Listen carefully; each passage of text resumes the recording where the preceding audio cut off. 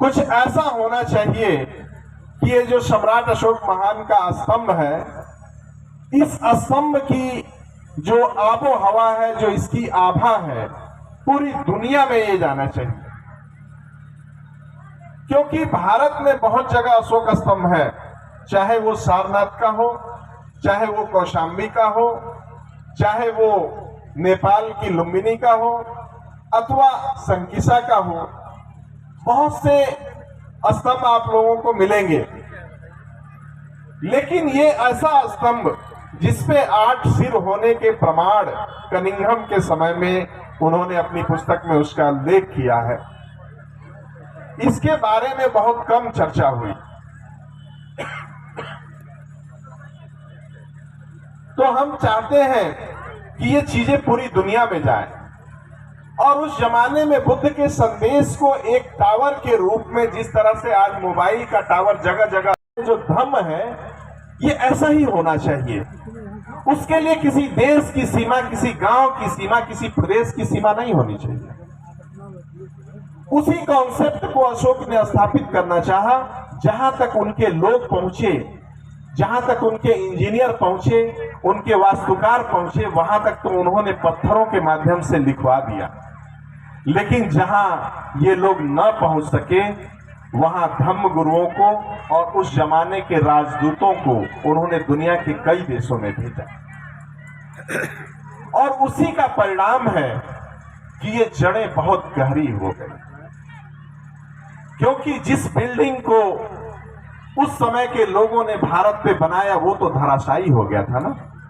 आज से मात्र 100 साल पहले या 150 साल पहले कहिए, वो धराशायी हो गया था। लेकिन इसकी जड़ें पूरी दुनिया में इतनी गहरी जमी हुई थी कि वहां से ऑक्सीजन, वहां से एनर्जी ले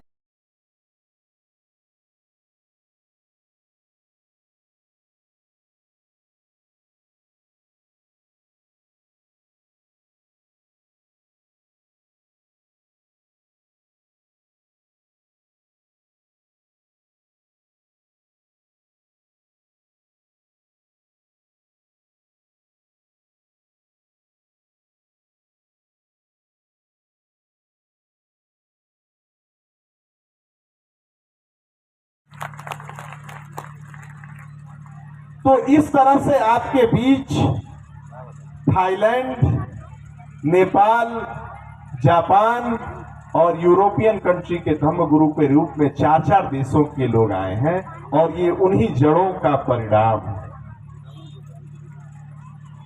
और इन जड़ों का परिणाम है। और ये पत्ते, पूज्य गुरु जी को मैं विश्वास दिलाना चाहता हूं कि ये पत्ते फिर से पुष्पित और पल्लवित हो रहे हैं। एक दिन जरूर ये फल देंगे, और पूरी दुनिया में हम फिर से इस बुद्ध का संदेश, अशोक महान के जो शिलालेखों पे उकेरे हुए शब्द हैं, पूरी दुनिया में फिर से स्थापित करने का प्रयास करेंगे। ये हम आपको विश्वास दिलाते हैं परम श्रद्धेय गुरु जी। ये चीजें इतनी आसान नहीं होती, और ये बात उस जमाने में अशोक समझ लिए थे कि हो सकता है जब लिपियों को लोग भूल जाएं, भाषाओं को लोग भूल जाएं, तो कुछ ऐसा लिखा होना चाहिए जिसको लोग अंधे भी पढ़ लें। क्योंकि हम लोग तो अभी 200 साल पहले, 150 साल पहले लिखे हुए चीज को नहीं पढ़ पा रहे थे, तो अंधे ही तो थे। हम लोग अंधे ही तो थे। लिखी हुई चीज थी लेकिन हम पढ़ नहीं पा रहे थे। वो तो अंग्रेजों के हम लोग ऋणी हैं, जेम्स प्रिंसेप के ऋणी हैं, जो उन्होंने पढ़ दिया, और पढ़ दिया तो आज हम लोग ज्ञानवान हो गए। तो यही चीज मैं कह रहा हूं कि अशोक ने उस जमाने में जान लिया था कि हो सकता है ये लिपि, ये भाषा मिटा दी जाए या मिट जाए, तो कुछ ऐसी चीजें होनी चाहिए कि जब भारत के लोग अंधे भी हो जाएं तो भी देख के समझ जाएं कि ये कौन है।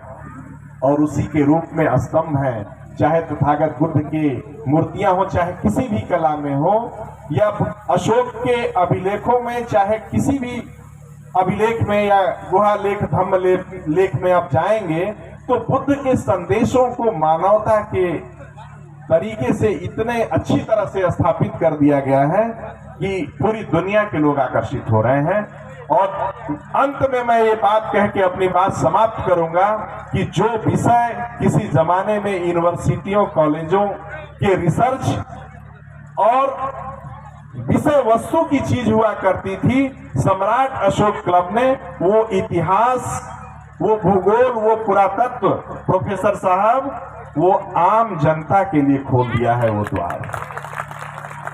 ये हमारी आम जनता जिसकी योग्यता इतिहास की पराकाष्ठा, पुरातत्व की पराकाष्ठा नहीं होगी, लेकिन ये लोग अब इतना समझदार हो गए हैं इस लटिया के मंच पे आके सुन के कि गांव के लोग भी जो आपके यूनिवर्सिटी का जो ग्रेजुएट बच्चा होगा उससे बहुत अच्छा तो नहीं, लेकिन उनके समान ये समझ रखते हैं कि ये जो पत्थर की मूर्तियां हैं ये किस देवी या देवता की हैं।